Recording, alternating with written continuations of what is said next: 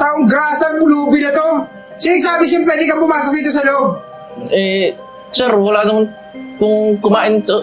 At tira lang naman po ito, sir. Ako na lang po maglilinis ng... Naku, alam mo, di ako nagbibigay ng pera eh. Sir, Lalong-lalo na sa mga mahihirap at saka yung mga pulubi. Ngayon gawin mo, dun sa lababo. Linisin mo yung mga plato dun. kanina pa kita nakikita nangungupit niya sa kaha, oh. Hoy, pulubi!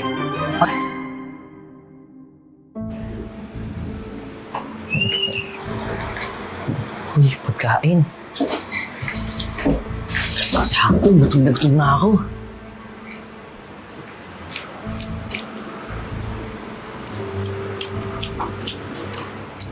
Dora?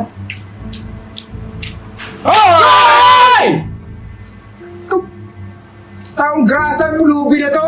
Sino sabi siyang pwede kang pumasok dito sa loob? Sir, wala naman kung kumain to. At tira lang naman po ito, sir. Ako na lang po maglilinis ng... Alam mo to, tirang pagkain na to. Mas mapapakinabangan pa to ng mga aso eh, kaysa sa'yo eh. Gutom ka, gusto mo kumain?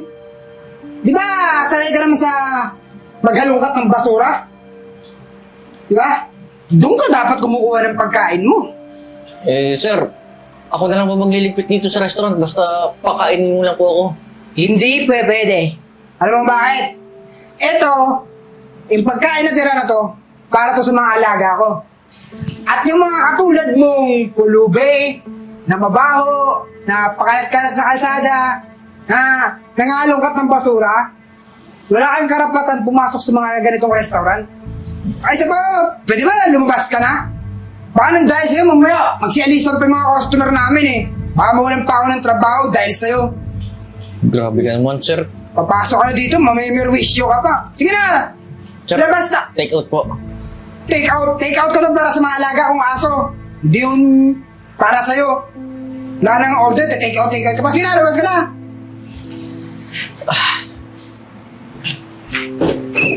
Pulubi na to, ang kapal ng mukha talaga eh.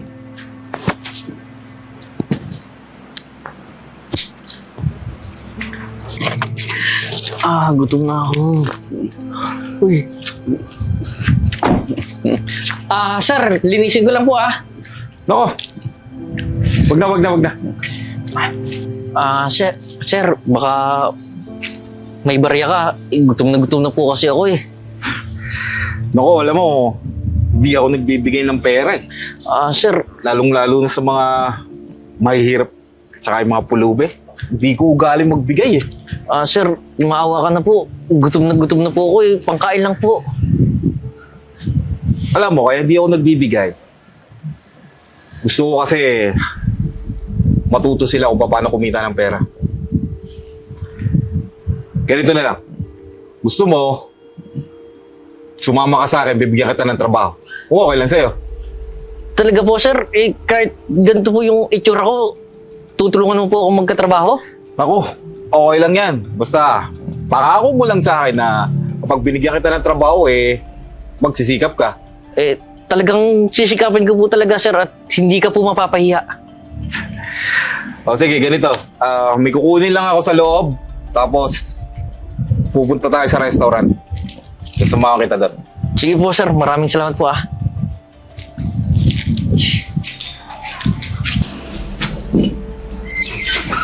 Sana nakarami ng Sige, customer. pasok ka. Hi, boss! Good afternoon. Ganso, si Jaboy nga pala. Boss, ang ginagawa ng pulubi yan dito, boss?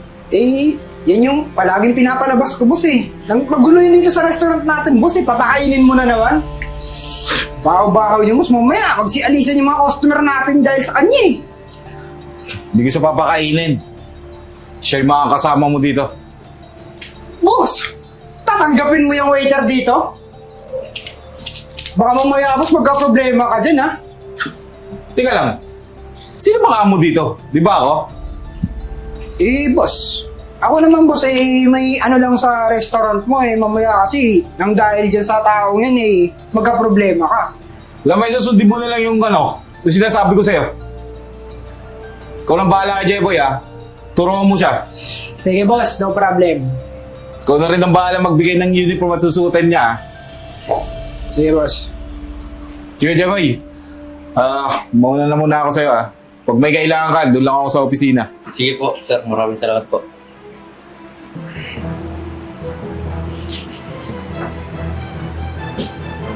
Hoy, anong ginawa mo dun sa amo ko at mukhang malapit yata sa'yo? Masyadong mabait sa'yo. Hoy, Palaboy, kung sa tingin mo, magiging maayos yung buhay mo dahil papasok ang trabaho bilang waiter, nagkakamali ka. Dahil lalo magiging miserable ang buhay mo pag ako kasama mo. Isa pa sinasabi kasi yun, hindi ka magtatagal sa trabaho na to. Grabe ka talaga. May reklamo ka? Wala po. Ngayon gawin mo, dun sa lababo, linisin mo yung mga plato dun. Nasa po yung uniform ko. Di mo na kailangan mag-uniform. Madumi yung mga plato dun eh. Madumi ka rin naman, bagay ka lang dun. Sige na! Dun ka lang huwag kang lalabas dito. Mabaho eh.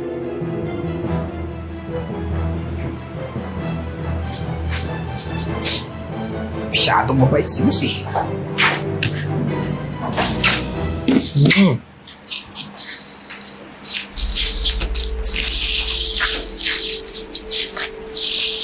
Waiter. Yes po, ma'am. Bill out. Ay, okay po.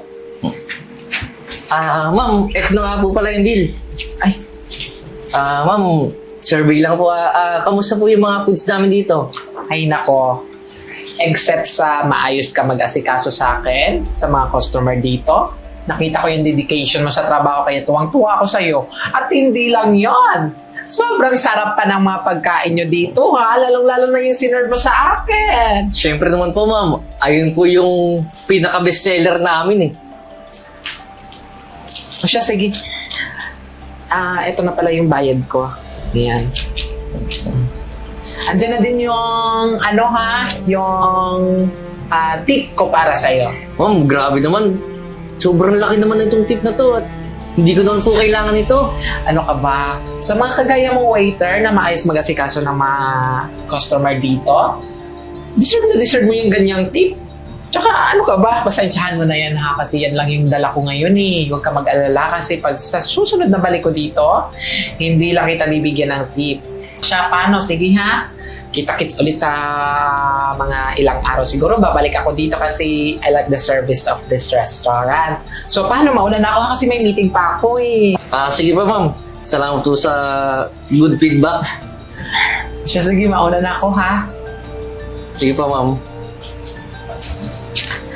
Ay. Sa wakas. Laki ng tip ko. Wow!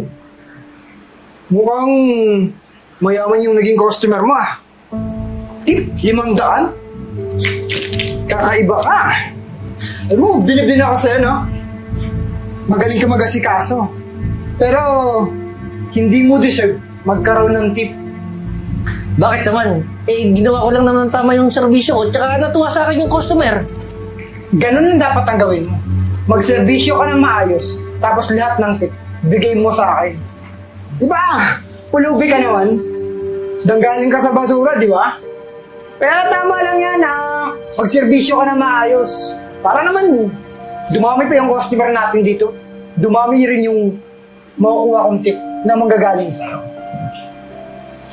Grabe talaga ugali mo no?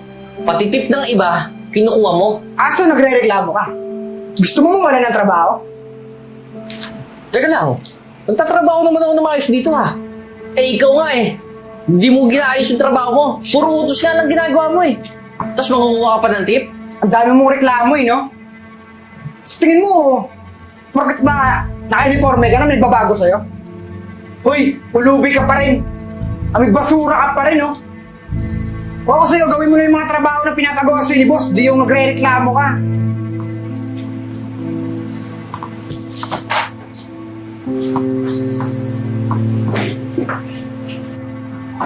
Pakarate nga maduro nitong pulubi na to,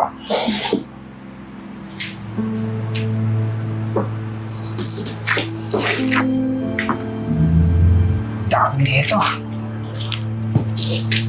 Tama-tama.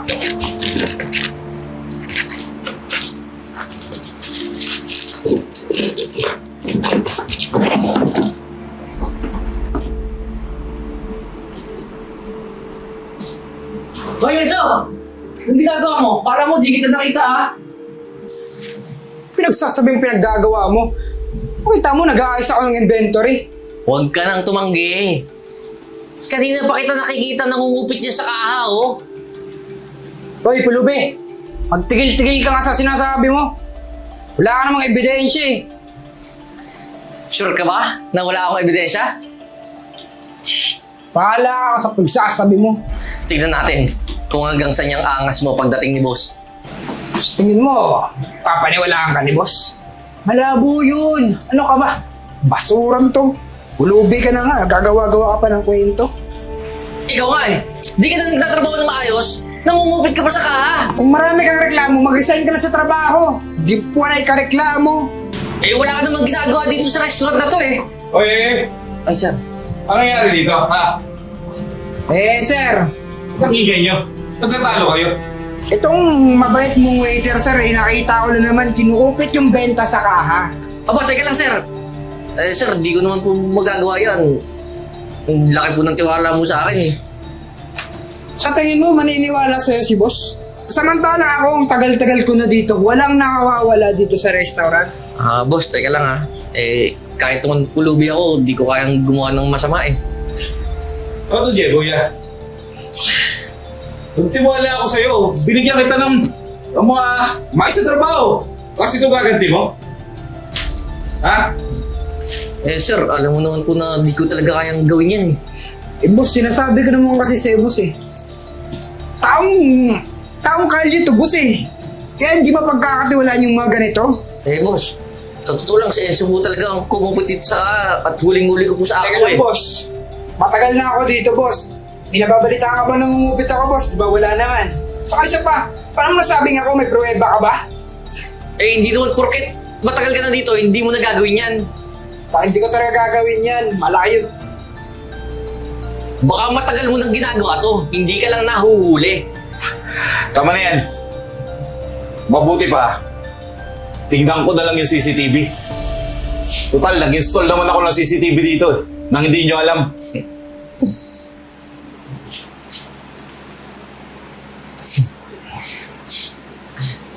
Tignan natin ang angas mo.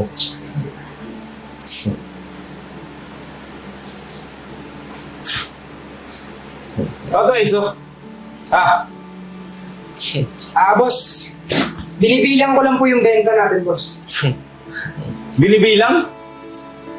Eh, nilagay mo sa bulsa mo yung pera, paano binibilang?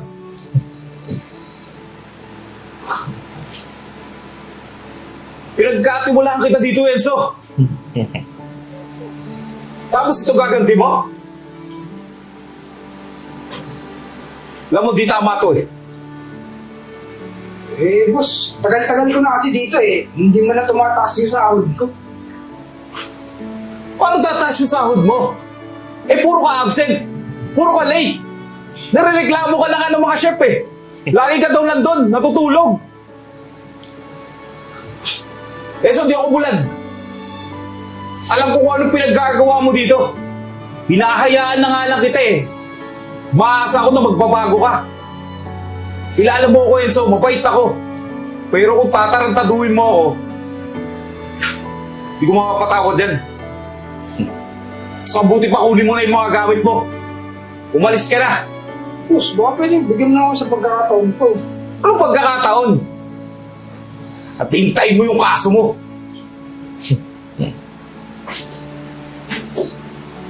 Angas. Alam mo, Jeboy, minsan talaga, kung sino pa yung mga pinagkatiwalaan mo, yun yung manloloko sa'yo. At sana, hindi ka gumaya dyan kay Enzo, ha? Sir, huwag ka pa mag-alala. Gagawin ko po na maayos yung trabaho ko. Eh, laki po ng tiwala mo sa akin. Tsaka, hindi ko naman po mararating to kung di mo ako tinulungan eh. Kaya mo at simula ngayon, ikaw na yung magiging in charge dito sa restaurant ko. Gusto ko maging maayos dito, ha? At Kaya mo, mag-hire tayo ng mga makakatulong mo dito. Sige po sir, maraming salamat po at asahan nyo, hindi ka po mapapahiya sa akin. Tuloy-tuloy mo lang yung ginagawa mo. At balang araw, magiging successful ka. Salamat po sir. So paano sir, may ililigpitin pa po ako dun sa baba eh, yung mga customer na kumain kanina. O sige, ako nang bahala dyan sa kaha at sa susunod, tuturuan na kita kung paano gawin yan ha. Sige po sir, ligpitin ko na po yung nasa baba. Sige na.